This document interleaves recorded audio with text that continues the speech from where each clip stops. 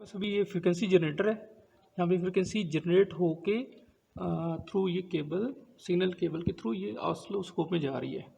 तो यहाँ पे अभी हमने कोई भी एक रेंडमली एक सिग्नल सेलेक्ट किया हुआ है 40 किलो हर्ट्ज़ का, और स्क्वायर वेव हमने ये जनरेट करें। ये कि आप बेशक 50 और किलो हर्ट्ज़ में जनरेट करवा लेते हैं स्क्वायर वेव, और ये हमारे पास स्क्वायर वेव आ गई है। और यहाँ पे अब हम ऑसिलोस्कोप्स की डिफरेंट रीडिंग्स वगैरह ले सकते होते हैं। उसके लिए आपके पास दो यहाँ पे डिजिटल ऑसिलोस्कोप जो हमारे पास रोड एंड श्वास की है HMO 1022, इसमें जो मेजरमेंट्स हम ले सकते हैं वो टू डिफरेंट तरीक़ों से, एक तो ऑटो मेजरमेंट है और एक कर्सर मेजरमेंट है। तो ऑटो मेजरमेंट में हम अगर इसको प्रेस करें तो हमारे पास ये एक मेन्यू खुल जाएगा जिसमें आप डिफरेंट टाइप की चीज़ें, मसलन ये अगर इस प्रेस करें तो आपको 6 डिफरेंट स्लॉट्स में मेजरमेंट्स देता है। Actually 6 different at a time 1 2 3 4 5 6 different measurements दे सकता है। ठीक है, तो आप यहाँ पे जो भी मेजरमेंट्स लेना 6 स्लॉट्स को यूज़ करना चाहें यूज़ कर सकते हैं। हमने पहली स्लॉट को यूज़ करके पीक टू पीक वैल्यू ली हुई है, वोल्टेज पीक टू पीक। दूसरी में फ्रीक्वेंसी ली हुई है, ये फ्रीक्वेंसी की यहाँ पे है, और तीसरी में एम्पलीट्यूड, यहाँ पे वोल्टेज का एम्पलीट्यूड आ रहा है। ठीक है, और इसी में फिर हम और डिफरेंट रीडिंग्स ले सकते हैं। अब रीडिंग्स लेने के लिए पहले तो आपने एक स्लॉट सेलेक्ट करनी है, अप एंड डाउन करके इस नॉब को यूज़ करते हुए जो भी स्लॉट है उसको ओके करना है, फोर्थ स्लॉट, और फोर्थ स्लॉट में कौन सी वैल्यू। ठीक है, एक तो इसको स्लॉट को ऑन करना है या ऑफ करना है। अब फोर्थ स्लॉट में ऑलरेडी मीन सेलेक्ट था तो मीन को उसने ले लिया, लेकिन आप यहाँ पे इसमें डिफरेंट, यहाँ पे मीन वैल्यू यहाँ पे जहाँ पे आ रहा है यहाँ पे जाके यहाँ से डिफरेंट वैल्यू सेलेक्ट कर सकते हैं।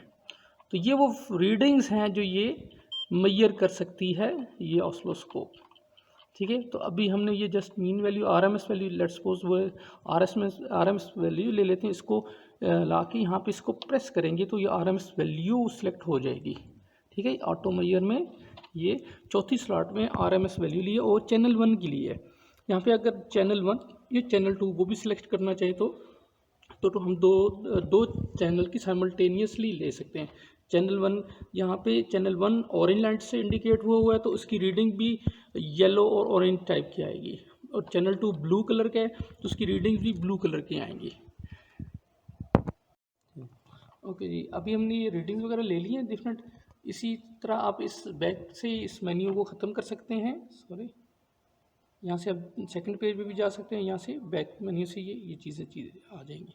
ठीक है, तो ये हम डिफरेंट वैल्यूज़ यहाँ पे ले सकते हैं। ये तो मेजरमेंट्स वो होगी जो ऑटो मेजरमेंट्स में है। अब हम कर्सर के थ्रू कैसे मेजरमेंट्स ले सकते हैं, उसके लिए ये कर्सर मेजरमेंट वाला मेन्यू है। इसको प्रेस करें तो ये हमारे पास ये कर्सर वाला मेन्यू खुल जाएगा। तो आप कर्सर की डिफरेंट वैल्यूज़ जो कि voltage, time, ratio X, ratio Y, count, peak values और डिफरेंट ये वैल्यूज़ ये शो करवा रहा है, ये वो यहाँ पे रीड कर सकता है। ठीक है, राइज टाइम, वी मार्कर वगैरह डिफरेंट रीडिंग्स जो आप नोट करवाना चाह रहे हैं वो यहाँ पे नोट कर सकता है। इसी तरह फिर आप उसको ऑन या ऑफ करवाएंगे। अभी वोल्टेज ऑन है, अगर मैं वोल्टेज ऑन है तो वोल्टेज की वैल्यूज़ दे रहा है कर्सर की। अगर मैं इसको ऑफ करवा देता हूँ तो ये वोल्टेज की वैल्यूज़ यहाँ से मुझे रीडिंग्स नहीं मिलेंगी। ठीक है, अभी इसको चैनल 1, इसी तरह हम चैनल 1, चैनल 2, इसी तरह अगर मैं टाइम को सिलेक्ट करता हूँ, इसको ऑन करवा देता हूँ, ठीक है, तो मुझे टाइम की वैल्यूज़ ये देना शुरू कर दी है। अब टाइम से रिलेटेड कौन सी value, T1, T2, delta time, इन दोनों का डिफरेंस, और 1/डेल्टा टाइम T, जो कि एक्चुअली आपकी फ्रीक्वेंसी बन जाती है, तो वही चीज़ें आना शुरू हो जाती हैं। तो ये हमारी वो वैल्यूज़ देना शुरू कर देती है जो कि कर्सर के हिसाब से होती है। अब कर्सर के हिसाब से एक चैनल भी सिलेक्ट कर सकते हैं। फिर आप उसको सेट टू ट्रेस बताता है कि आपने किसको कहाँ से ट्रेसिंग स्टार्ट करवानी है। ठीक है, तो डिफरेंट कर्सर हैं, 1 2 3 यहाँ पे कर्सर मौजूद हैं। अभी हमने इसको सेट किया हुआ है यहाँ पे, और अभी इसको बैक पे ले जाके, ठीक है, अभी हमारे पास कर्सर 1 2, अब इनको इसी ये अभी कर्सर की ये रीडिंग्स ये हमें देना शुरू कर देगा। ठीक है, अब आप कर्सर डिफरेंट जगह पे सेट करना चाहें तो आप इसको दोबारा प्रेस करेंगे तो अब नंबर 2 कर्सर आ जाएगा। फिर दोबारा प्रेस करेंगे तो दोनों आ जाएंगे। दोनों से ये है कि दोनों कर्सर मूव करेंगे और इसके हिसाब से जो रीडिंग इसने देनी है वो दे देंगे। ठीक है। अभी यहाँ पे मैं कर्सर 2 को सिलेक्ट करता हूँ ताकि इसकी वो मुझे रीडिंग्स दे दे, तो वो उसके हिसाब से जो भी रीडिंग आएगी वो मुझे बताना शुरू कर देगा। ठीक है। इसी तरह अगर मैं वोल्टेज को सिलेक्ट करता हूँ, कर्सर टाइम की जगह मैं वोल्टेज को ले लेता हूँ, तो वोल्टेज के हिसाब से मुझे ये कर्सर रीडिंग्स इस तरह करके देना शुरू कर देगा।